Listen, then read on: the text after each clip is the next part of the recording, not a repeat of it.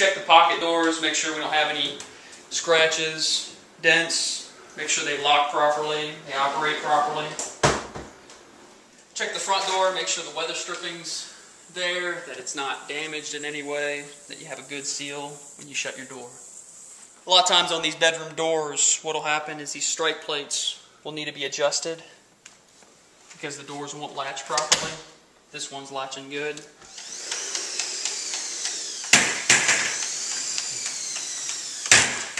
Going to go ahead and make sure the sliders slide properly, that there's no damage to the tracks, that all the screws are in place.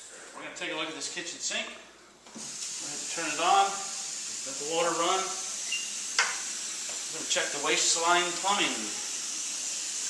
Most of the time there's quite a bit of homeowner paraphernalia down underneath here. Okay. Underneath these kitchen sinks there's always a lot of waste lines and a lot of joints. So what we do is we're going to check all these joints out.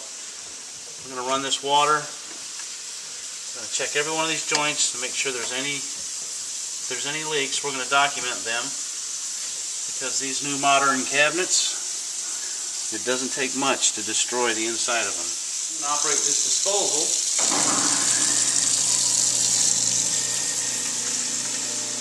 One of the other things we're going to do is, one of the common problems that we see in these houses is that these flex cables are not run properly and you have some exposed wiring, and you really don't want any exposed wiring underneath your kitchen sink. But one of the other things that we're going to do is we're going to go through these cabinets. We're going to look at the screws inside these cabinets to make sure that they're mounted properly to your wall. We're going to check all your doors. We're going to check your drawers, hardware, make sure everything functions properly.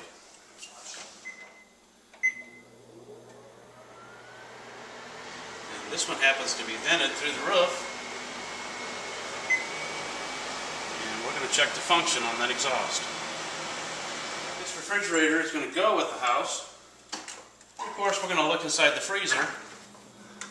We're going to see what's for dinner, but more importantly, we're going to find out if this freezer is operating properly. And we're going to check the refrigerator out. We're going to go ahead and run through the sprinkler system. Make sure all the zones are operating.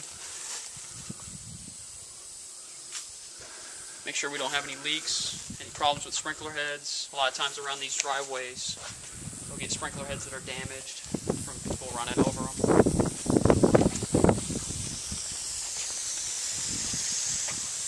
All looking good. Everything's operating properly. They're spraying the right way. Not getting I'm going to go ahead and get on the roof, check for any exposed nails, any problems.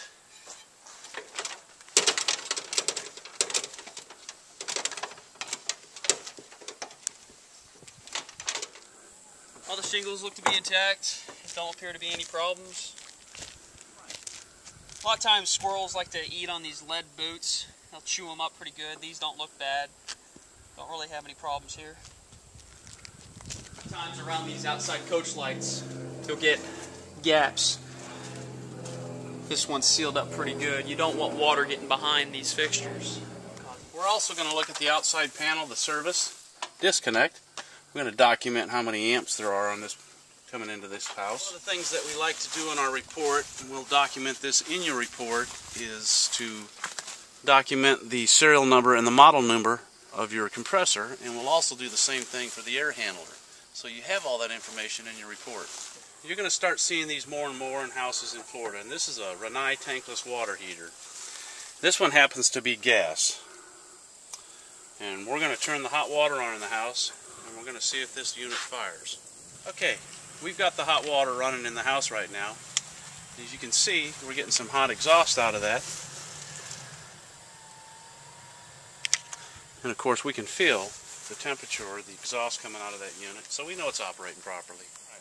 One of the other things we're seeing a lot of is septic systems. Now this particular septic system has a overflow alarm on it. So we're going to test that unit and make sure that the alarm's working properly. There's also a GFI right here.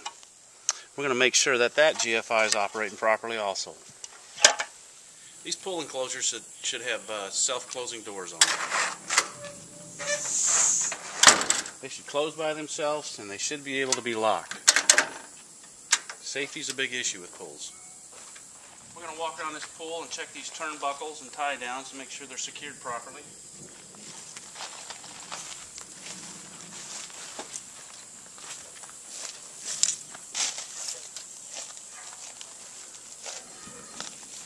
We're also going to look at the screen enclosure to make sure that there's no obvious tears in the screen.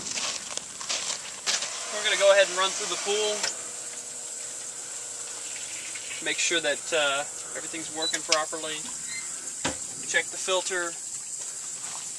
Make sure it has a filter. A lot of times you'll run into houses that'll be sitting for a while and the filter will be missing. We're going to check everything, all the piping, make sure we don't have any leaks. We're going to check it at the pump. We're also going to make sure that your ground wire is installed properly, that everything's good there. And then we're going to see if your skimmer is working.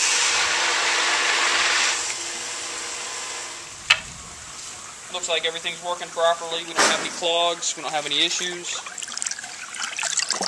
The pool does have a handrail. We're going to test it, make sure it's nice and secure. Then we're going to go on the outside and we're going to tap on some tile. We're going to look for any loose tile, any cracks in the deck. After checking the pool, we're going to go ahead and turn it on the main drain. Make sure we got water flowing through the basket real well. It looks like we do. Then we're going to come over here, check the full GFI, make sure it's operating properly.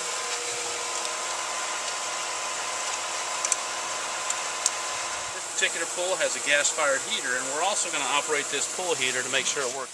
And while we're up on that roof, we're going to also look at those solar panels to make sure that there's no leaks in the joints.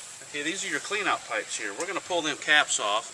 We're going to run water inside that house and make sure that everything's flowing properly through there.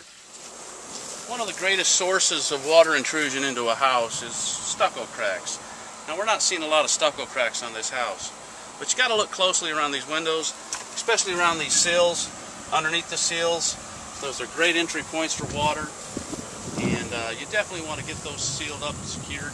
If you do have cracks, we're going to document them on the report and give you some suggestions on how to handle them.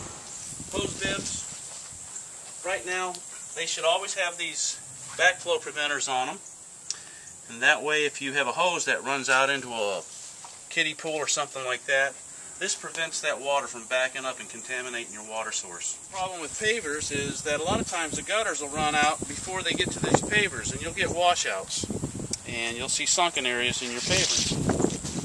We've hit some of the highlights that we go through on our home inspections. Of course, we can't show you everything that we do.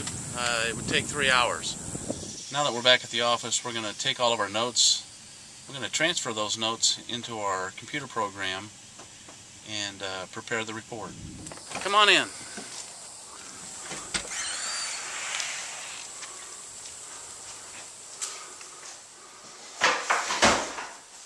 Once we get back to the office, we're going to take all the photos that we took when we were at that inspection we just left.